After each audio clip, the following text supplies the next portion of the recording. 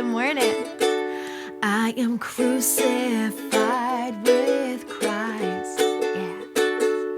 I am crucified with Christ. I am crucified with Christ. But nevertheless I live. Nevertheless I live.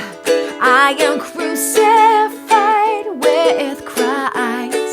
Yeah. I am crucified with Christ. I am crucified with Christ. But nevertheless I live. Nevertheless I live. I'm crucified. I'm crucified.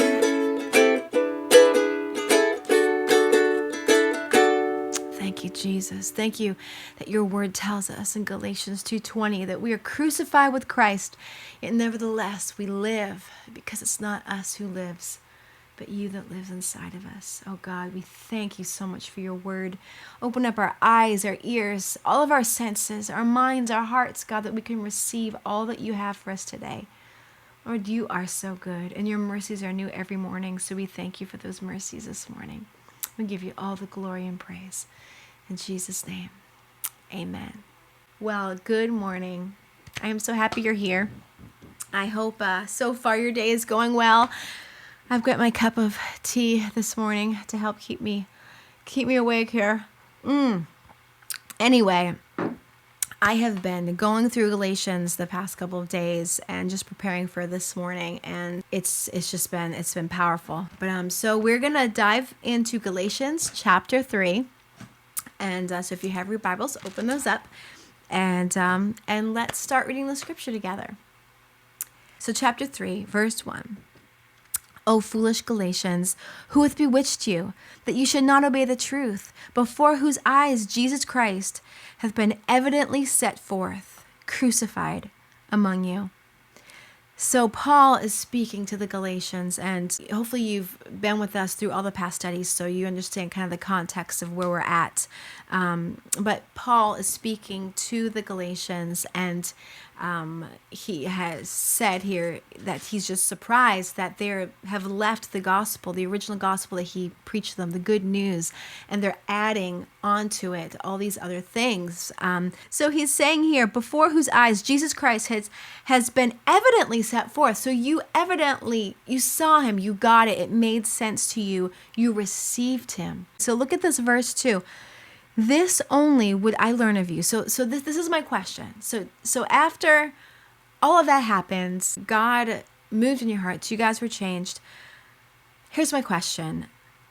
Received you the Spirit by the works of the law or by the hearing of faith?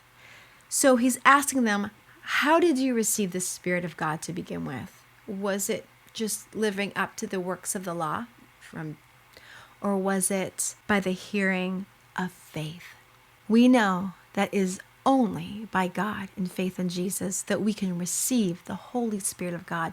There is no to-do list. There is no checklist. There is no amount of money that you could pay for.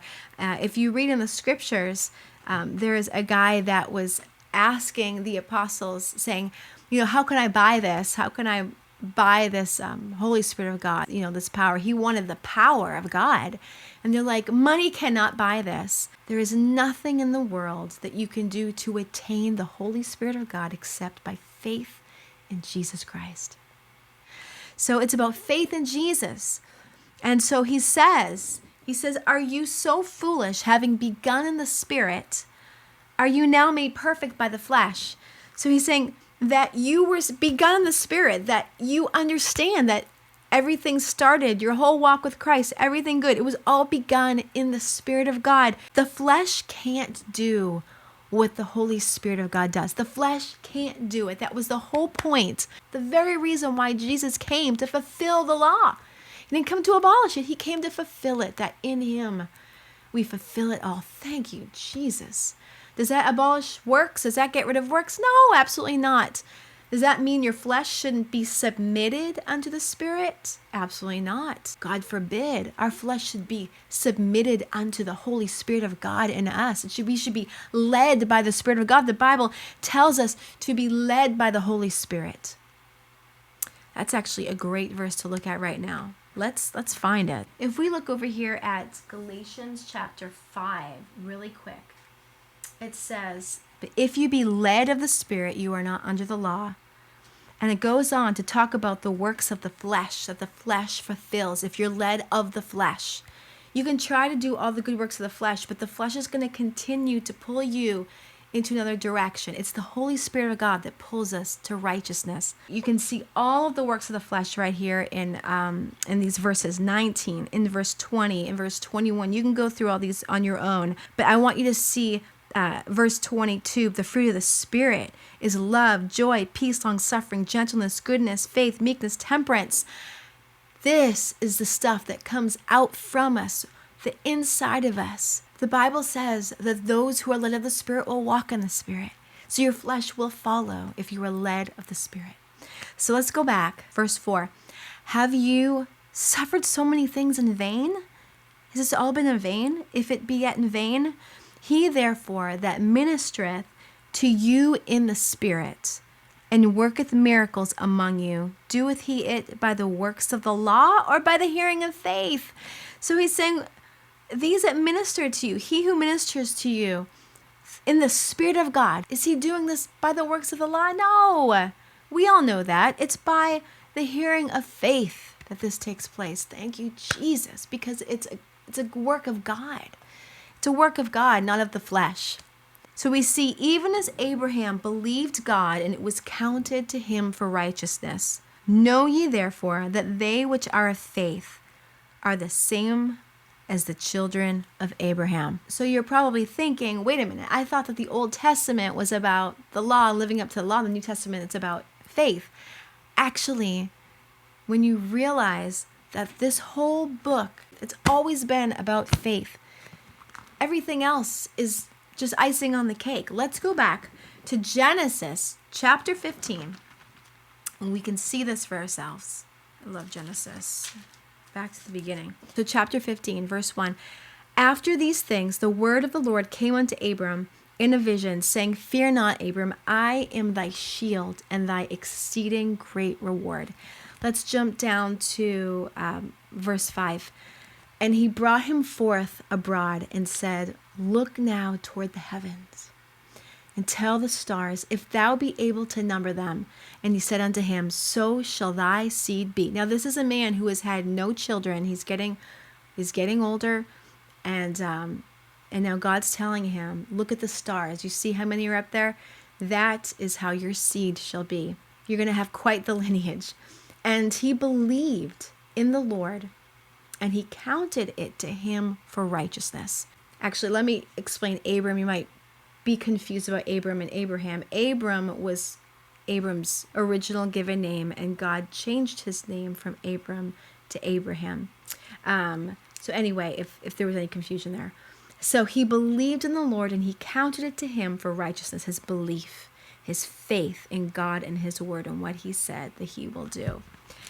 So go back. Now, ye therefore that they which are of faith, the same are the children of Abraham. Let's check out John chapter 8. That's going to really give us some insight on this.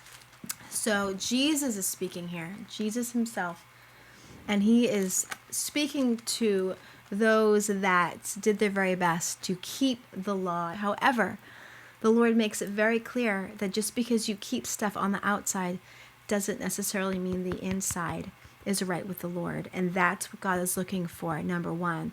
So we see here in John chapter 8, let's start in verse 39, because we're talking about Abraham and his seed. So verse 39, and they answered and said to him, Abraham is our father. And Jesus said unto them, If you were Abraham's children, you would do the works of Abraham. But now you seek to kill me, a man that has told you the truth, which I have heard of God. This did not Abraham. Abraham didn't do this. You do the deeds of your father. They said unto him, so offended, we were not born of fornication. We have but one Father, even God. Jesus said unto them, if God were your Father, you would love me. For I proceeded forth and came from God. Neither came I of myself, but he sent me. So why don't you understand my speech? Even because you can't hear my word. So you can't understand it because you can't even hear what I'm saying. You are of your father, the devil, and the lusts of your father you will do. He was a murderer from the beginning. He abode not in the truth. It goes on and on. He speaks a lie because he was a liar. Jesus is saying that if you were of Abraham's seed, then you wouldn't be acting like this. If you were of faith, you wouldn't be acting like this. We get to read Matthew 23 because this really gives great perspective as well. Actually, let's do verse 25 because this is explaining to him, you know what, these rules and these laws you're keeping isn't on the outside, isn't helping you on the inside. Woe unto you, verse 25, scribes and Pharisees, hypocrites, he says, for you make clean the outside of the cup and of the platter, but within it is full of extortion and excess. Thou blind Pharisees, cleanse first that which is within the cup and the platter, that the outside of them may be clean also.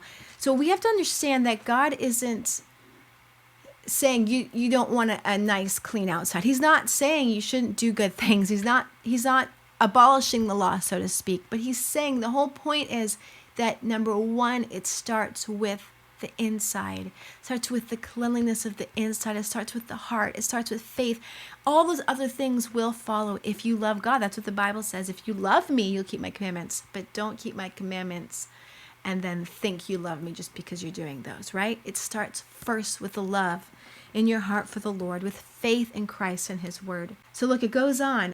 Even so, verse 28, even so you also outwardly appear righteous unto men. So outwardly appear righteous unto men, but within you are full of hypocrisy and iniquity. Woe unto you, scribes and Pharisees, hypocrites, because you build the tombs of the prophets and garnish the sepulchres of the righteous. It goes on, and he deals with them very sharply and very seriously. He was calling them hypocrites because their inside was not how their outside showed. So let's go back to Galatians. Now we have a really understanding of the point that Paul is making because he's just backing up what Jesus originally said. Galatians 3. Know ye therefore that they which are of faith, this is verse 7, the same are the children of Abraham. So that is you, that is me, those that have faith in Jesus. Thank you, God, that he has included us, that he has brought us in, that now we are of that seed. Verse 8, and the scripture, foreseeing that God would justify the heathen through faith. Thank you, Jesus. God would justify the heathen through faith, preached before the gospel unto Abraham, saying, in thee shall all nations be blessed. All nations, not just the one nation, all nations. Let's read that, Genesis chapter 22, and see exactly where God speaks that to Abraham. So look in verse 16. By myself I have sworn, saith the Lord, for because thou hast done this thing, thou hast not withheld thy son, thy only son, that in blessing I will bless thee, and in multiplying I will multiply thy seed as the stars of the heaven, and as the sand which is upon the seashore. And thy seed shall possess the gate of his enemies. And in thy seed shall one nation be blessed? No, in thy seed shall all the nations of the earth be blessed, because thou hast obeyed my voice. In thy seed shall all the nations of the earth be blessed. And we know through his seed and through Jesus Christ, and those have their faith in Jesus, no matter what nation, what background, where you're from, that because of his seed, all nations of the earth shall be blessed. And he says, because you have obeyed my voice. It doesn't give you a reason to worship God, I don't know. May you go and be blessed by His goodness and grace today. I will see you next week, same time, same place. Don't forget to hit the subscribe button below, the little bell that will notify you for when I upload next time. Love you all. God bless.